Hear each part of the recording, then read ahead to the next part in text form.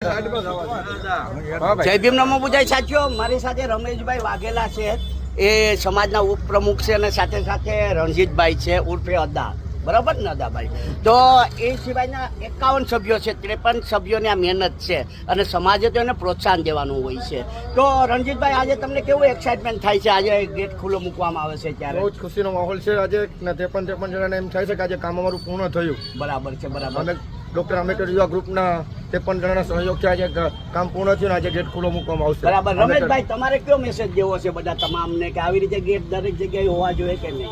માંગરોળમાં તમે જો કે બે ઝંડા મોટા લેવા ગયા છે, તો તમારે બે મોટા ઝંડા લેવા ગયા. કઈ પ્રકારના કહેવા છે? સાહેબ, એક તો ખૂબ ખૂબ આભાર અમારા તમામ ગ્રુપના મિત્રોને, અને આવું વિશાળ કાર્ય, એક સારામાં સારું કાર્ય બનાવ્યું છે અને હજી આવતા સમયની અંદર આવા અવનવા કાર્ય અમે કરશું અમારા ગ્રુપ તરફથી, એવી અમારા બધાને નમ્ર. બરાબર.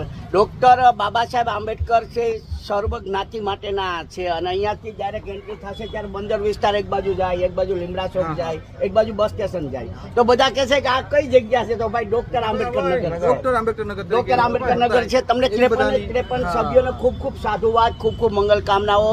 સબકા મંગલ હો, સબકા કલ્યાણ હો. વિક્રમ.